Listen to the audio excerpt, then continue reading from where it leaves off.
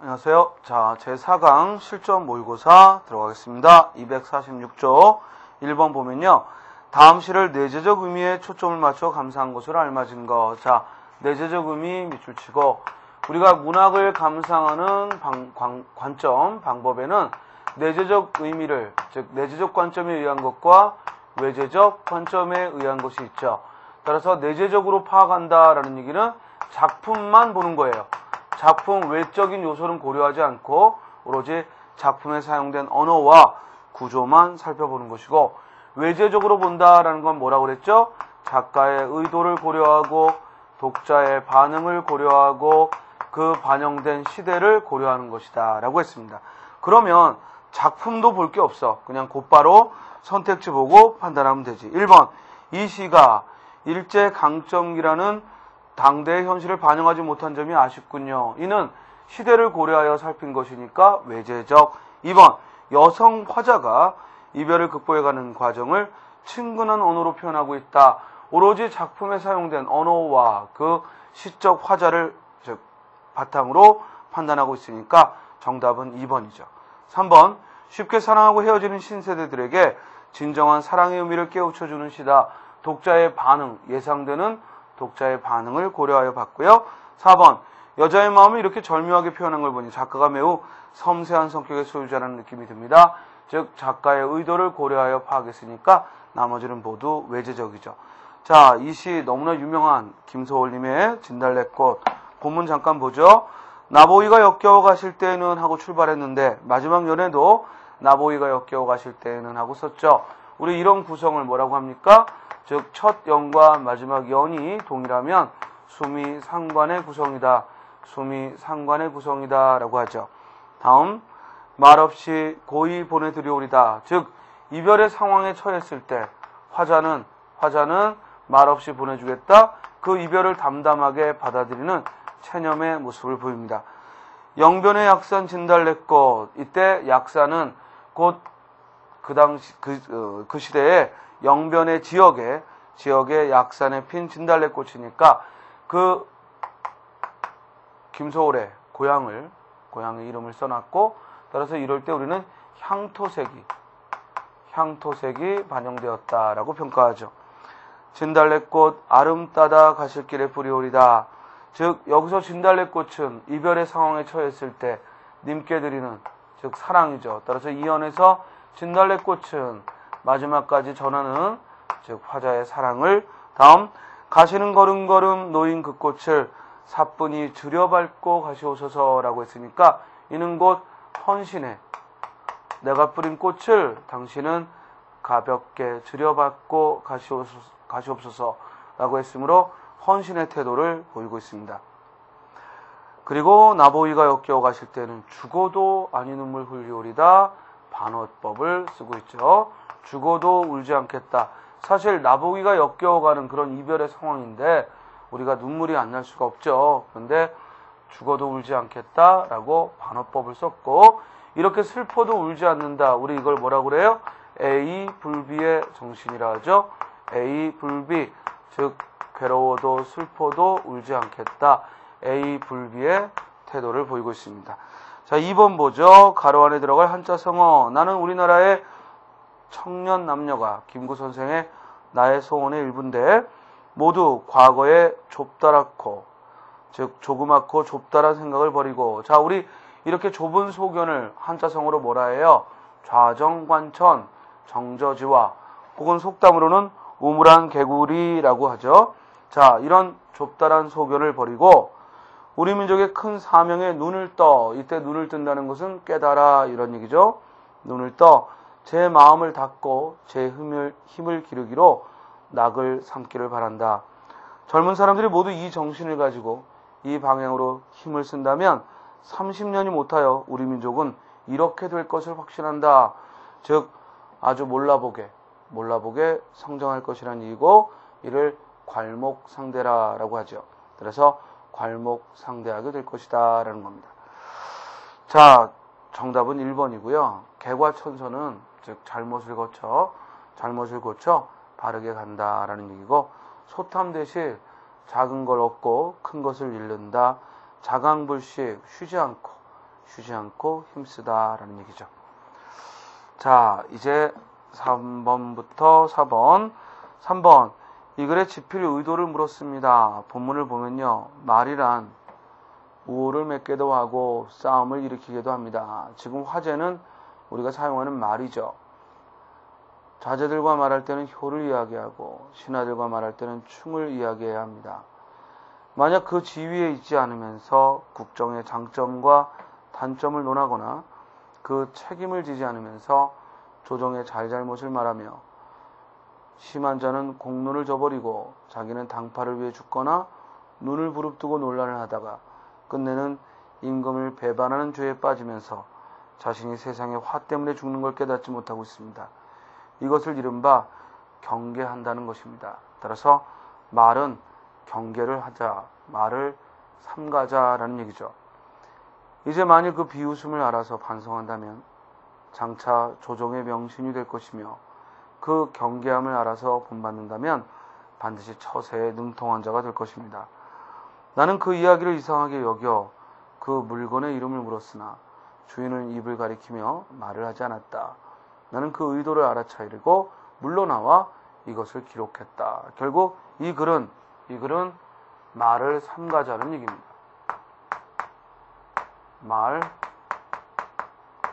곧 말을 삼가라 하는 교훈을 전하고 있고요. 따라서 3번의 정답은 1번이죠. 삶의 지혜를 일깨우기 위해. 4번. 다의 상황을 나타내는 한자성어로 적절한 것, 즉 주인에게 그 물건의 이름을 물었지만 주인이 입을 가리키며 말을 하지 않았다. 그러면서 나는 그 의도를 알아차렸다는 거예요. 말하지 않고도 서로 통한다. 뭐예요? 이심전심. 정답은 3번이고요. 좌고 우면은 우물쭈물하며 망설이는 거야. 우물쭈물하며 망설이는 거. 물심이려 하면 무라일체와 같고요. 자연과 인간이 하나라는 거고 괄목상대 몰라보게 실력이 좋아졌을 때. 자, 5번 봅니다. 다음 중 어법에 맞고 자연스러운 거. 이런 문제는 주로 문장 성문의 호응 관계가 적절한지를 봐야죠. 1번. 이곳에서는 혼잡한 교통 상황과 보행자의 안전을 위하여 서행해 주시기 바랍니다. 라고 했습니다. 이때 이곳에서는 곧 교통 상황과 안전을 위하여 라고 했는데 보행자의 안전을 위한다 하고 호응하지만 이 위하여가 혼잡한 교통상을 위하여는 아니죠. 따라서 혼잡한 교통상황과 호응하는 서술어가 빠졌습니다. 다음 2번. 세계화의 추세는 경제적인 교류를 증진시킬 것이며 아울러 외국 문화의 접촉도 빈번해질 것입니다. 라고 했는데 여기 경제적 교류를 증진하고 외국 문화의 접촉이 빈번해지는 것이 세계화지 세계화의 추세는 아니죠. 따라서 이 추세와 호응하는 서술어가 없으므로 추세를 빼는 게 좋겠네요. 3번. 많은 사람들이 공공장소에서 큰 소리로 휴대전화를 받고 나는데 공동체의식이 약화되어 간다는 증거입니다. 어때요? 증거입니다의 주어는 많은 사람들이 아니죠. 즉 이것이 바로 공동체의식이 약화되어 간다는 증거입니다 하고 증거입니다에 호응하는 주어가 빠졌습니다. 따라서 정답은 4번이죠. 자, 이 글에서 서술어는 즉 일입니다라는 것이고 주어는 바로 명사절. 남성들과 달리 모든 여성이 선천적으로 모성 본능을 지니고 있다는 것, 이것이 곧 주어고요. 이는 곧 참으로 신비스러운 일입니다. 따라 주어 서술어 호응을 하고 있습니다. 정답은 4번. 6번으로 가죠. 가나의 관계를 바르게 말한 것 했습니다. 먼저 일단 이런 문제가 나왔을 때는 이 가와 나 중 무엇이 주진가, 무엇이 주장인가 이를 먼저 봐야 돼요. 가에서 전통의 정의를 들었죠. 즉 전통은 과거로부터 이어온 것을 말한다 하고 전통을 소재로 해서 마지막에 즉 그 비판을 통해 현재의 문화 창조에 이바지할 수 있다고 생각되는 것, 이를 우리는 전통이라고 불러야 한다라고 했어요. 그러고 나서 나달락에서 이제 그 전통이라는 것에 대한 그 예를 들었죠. 연암의 문화, 그리고 또 이 연암의 문학만이 아니라 신라의 향가, 고려의 가요, 조선시대의 사설시조, 백자, 풍속화가 모두 그러하다 하고 예를 들어서 부연하여 설명하고 있습니다. 정답은 1번이죠. 자, 7번 보죠. 다음에 제시된 시조를 글감으로 해서 즉 주제를 설정해보라 라는 거예요. 바람이 눈을 몰아 산창에 부딪히니 찬기운 새어들어 잠든 매화를 침노한다.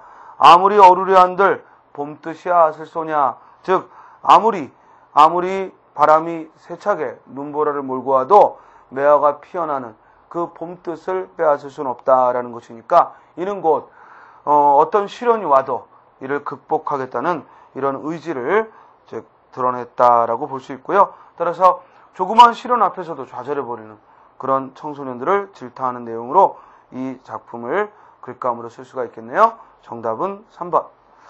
8번 봅니다. 자, 소설 3대를 가지고 질문하는데요. 밑줄 친 기억에 대한 설명으로 적절하지 않는 거. 조가의 집이 번창하려고 하지만 꾸어온 조상은 자기네 자손부터 돕는답니다. 상훈이는 불끈하여. 자, 여기서 조상훈이 등장하죠.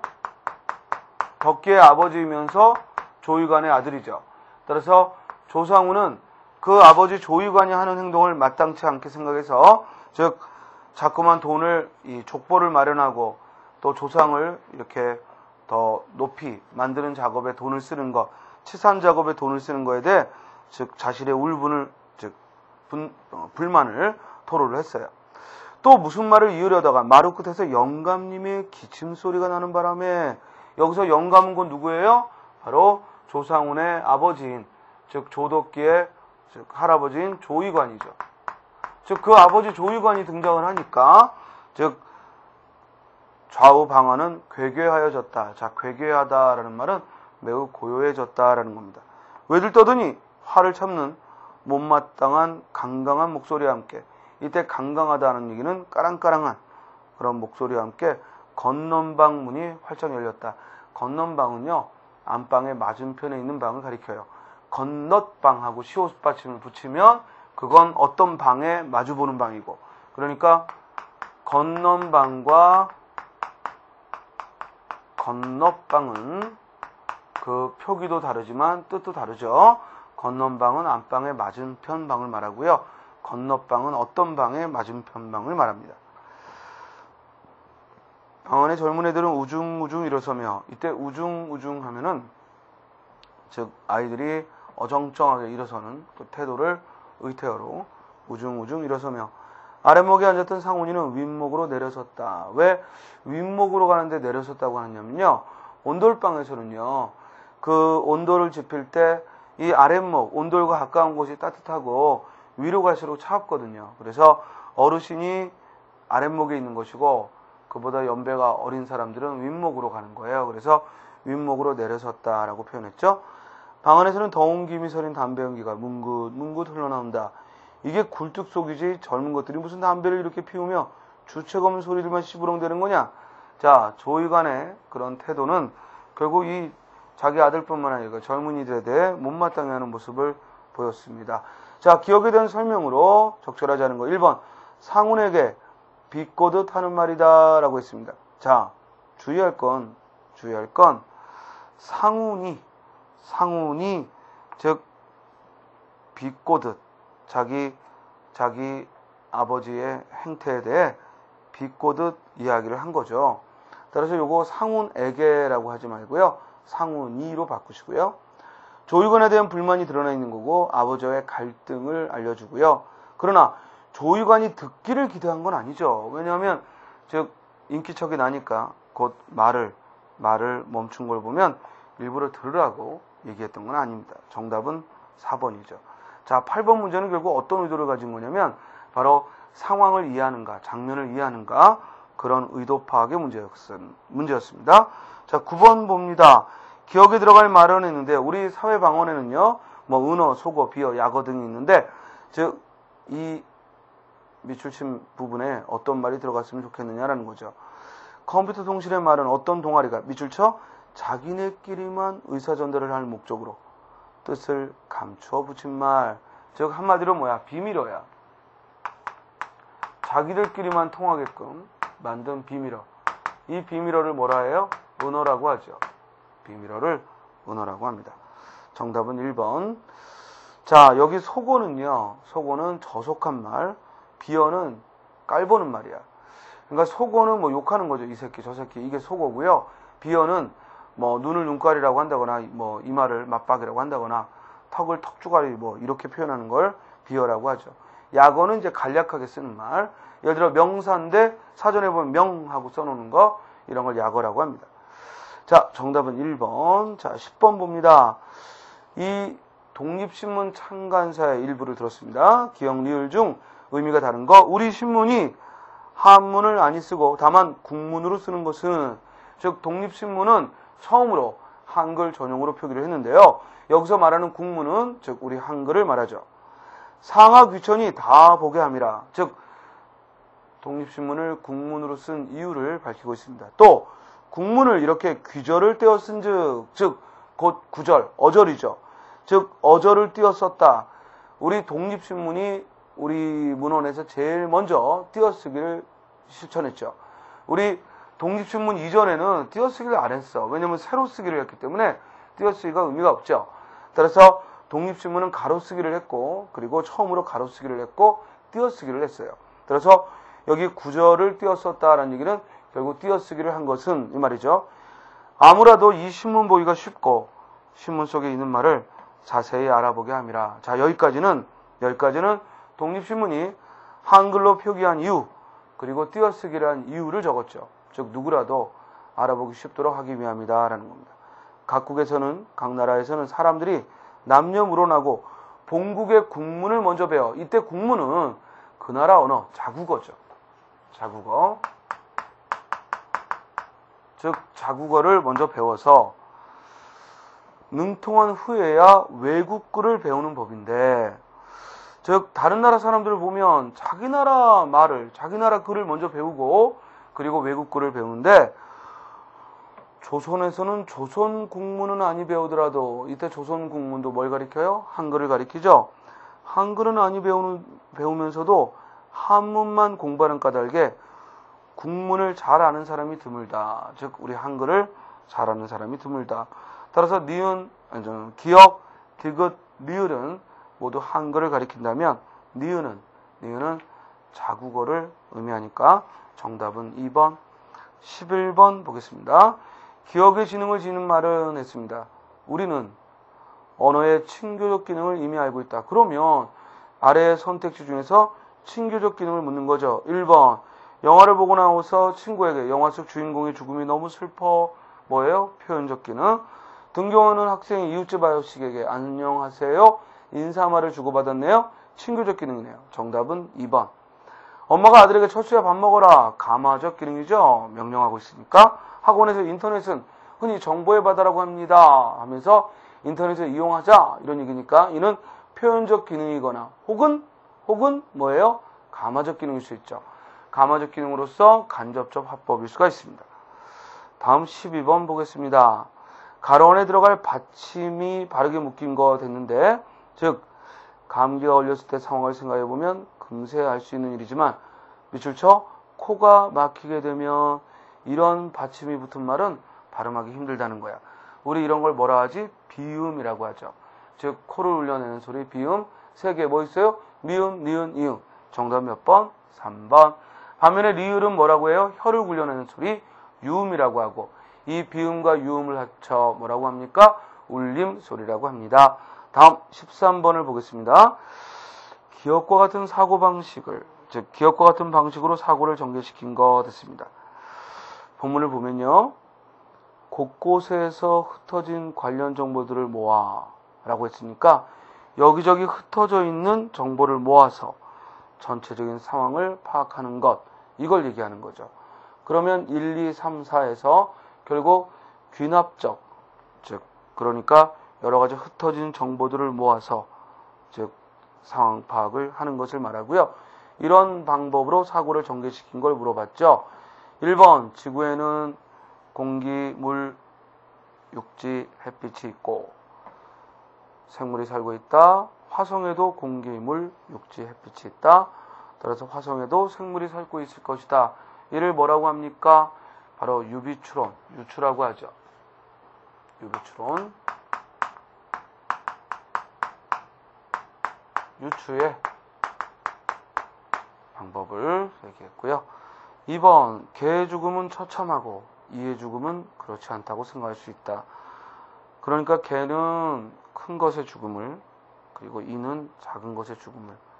그러나 개와 이는 둘 다 생명을 지녔다. 그러므로 이들의 죽음은 둘 다 처참하다. 즉 서로 대립되는 사물을 들어 종합적 결론을 맺었으니까 변증법이죠. 2번은 변증법에 대한 설명입니다.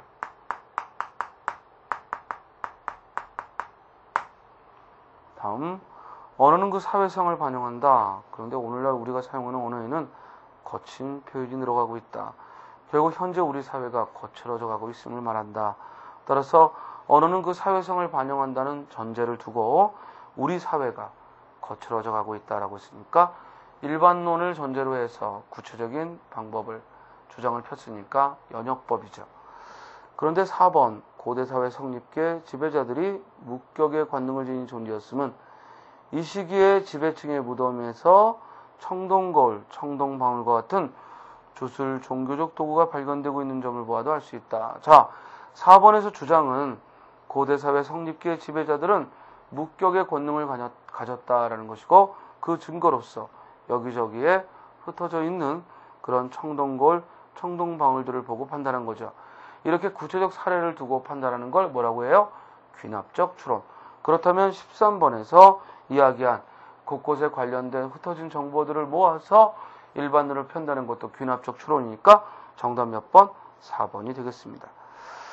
자, 14번을 봅니다. 기억에 나타난 할머니의 태도에서 지적되는 논리적 잘못됐습니다. 자, 이 글은 유능길의 장마라는 글인데요. 그죠? 우리 자식이 빨치산으로 갔던 자식이 돌아오지 않자 할머니는 주술적 행위를 하죠. 그런데 제사를 지내면 삼촌이 돌아올 거라고 했는데 삼촌은 돌아오지 않고 결국에는 간밤에 켜놓은 자명등마저 꺼져 있고, 그래서 이 장명등이 꺼진 이로 할머니가 몹시 노여워하는 그런 상황입니다. 자, 이렇게 소설은 장면을 이해해야 즉 등장인물의 심리도 알 수가 있죠. 기억에서 그것 한 가지만으로도 하나밖에 없는 동생, 시동생을 끝까지 돌봐줄 의사가 있는지 없는지 알 수 있다. 자, 겨우 한 가지 사실만을 가지고 너희들은 시동생을 돌볼 의사가 없었다 라고 판단하는 거야. 이를 우리 뭐라고 하죠? 성급한 일반화의 오류죠. 즉 할머니가 범하고 있는 것은 즉 어떤 일부를 들어 성급하게 일반화시키는 오류를 범한 겁니다. 자, 그런데 문제는 이 아래에 보면은 이에 대한 1, 2, 3, 4의 성급한 일반화에 대한 설명이 없어요. 그러면 지금 우리가 시험 문제를 풀어야 되는데 내가 처음 발견했던 성급한 일반화가 안 보여. 그럼 뭐야? 우리가 오류는 어떤 각도에서 보느냐에 따라서 다른 명칭을 붙일 수 있거든요. 그럼 봐봐. 여기 지금 할머니가 즉 나의 아버지 어머니에게 너희들은 즉 하나밖에 없는 시동생, 동생을 구할 의사가 없다 라고 판단을 한 건데 그 이유가 장명등이 간밤에 꺼졌단 말이에요. 그리고 이게 꺼지니까 결국 장명등을 돌보지 않았던 건 곧 시동생 또는 동생에 대한 그런 애정이 없었기 때문이다 라고 판단을 한 거죠. 이건 마치 골목에서 아이들이 놀다가 유리창을 깼는데 너희들은 처음부터 유리창을 깨려고 모인 거다 라고 판단하는 거고 비슷하지. 즉 장명등을 일부러 꺼트렸다고 할머니는 판단하는 거니까 이런 걸 우리는 뭐라고 해요? 의도하지 않은 걸 의도했다고 몰아세우는 의도 확대 오류다. 그래서 할머니가 범하고 있는 건 의도 확대 오류를 범하고 있는 거죠. 자, 따라서 14번의 정답은 1번이 되겠습니다. 자, 15번에 니은과 같은 의미로 쓰인 거 됐는데요. 니은에 당신이 직접 맡아 관리하겠다고 선언해버렸다. 자, 이때 당신은 우리말에서 이 당신이라는 호칭어는 두 가지 의미를 갖죠. 이것이 그냥 2인칭으로서 당신을 말할 때는 2인칭의 낮춤이에요. 그러나 이 당신이 여기서는 할머니를 말하죠. 곧 3인칭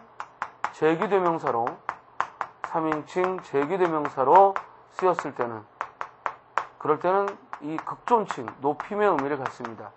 그러면 15번 문제는 결국 1, 2, 3, 4에서 윗글과 같이 이 당신이 3인칭 제기대명사로서 사용된 경우를 찾아봐라 라는 거죠.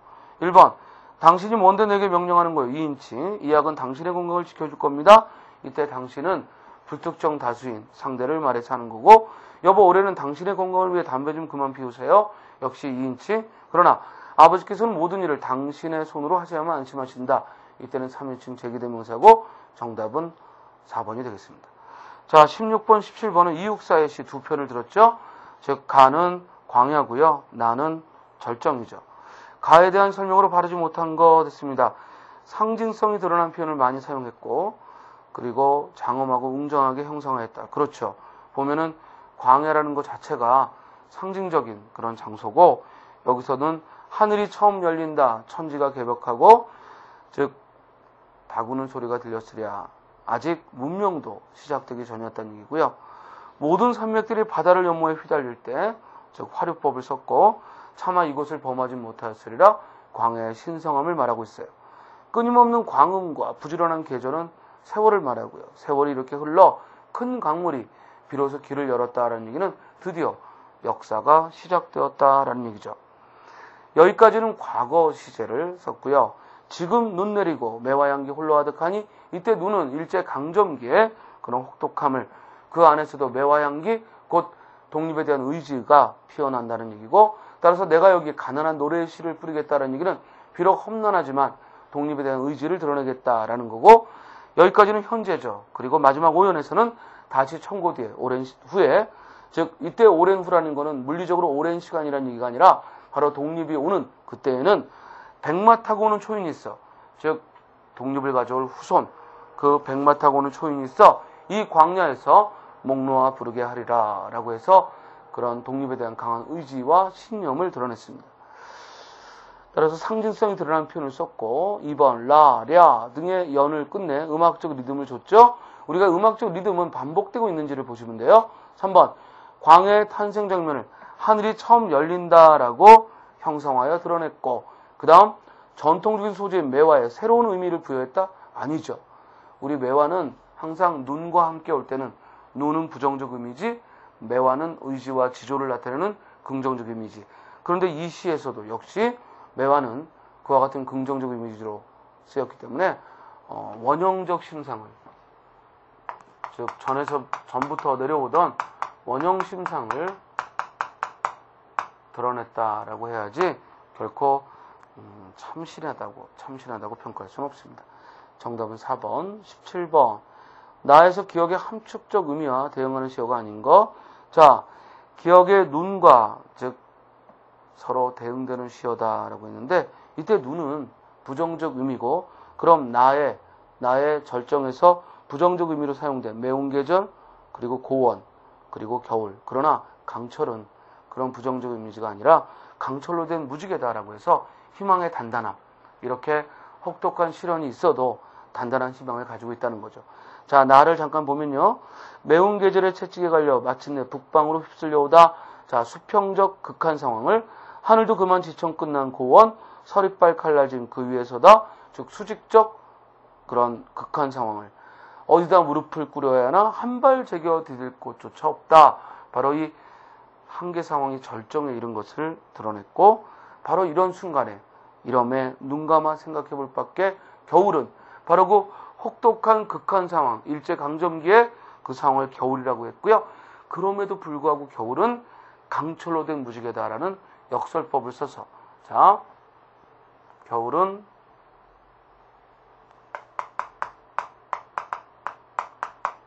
강철로 된 무지개다. 이럴 때 겨울은 무지개다 은유법이죠.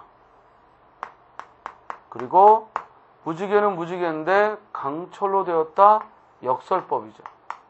어떻게 무지개가 새로 됐겠어? 역설이지. 모순된 걸로 표현했으니까. 따라서 여기 겨울이라는 그 일제 강점기에 그런 혹한 극한 상황을 나는 희망으로, 그것도 뭐로? 단단한, 매우 단단한 의지로 그 희망을 갖겠다라는 이런 긍정적인 전망으로 끝나고 있습니다. 따라서 17번의 정답은 3번이고요. 18번 다음 자를 활용하여 제목을 붙여봐라 라는 얘기입니다. 제목은요 결국 그 주제어를 드러내는 게 좋죠. 이 글에서 화제가 되고 있는 건 광고예요.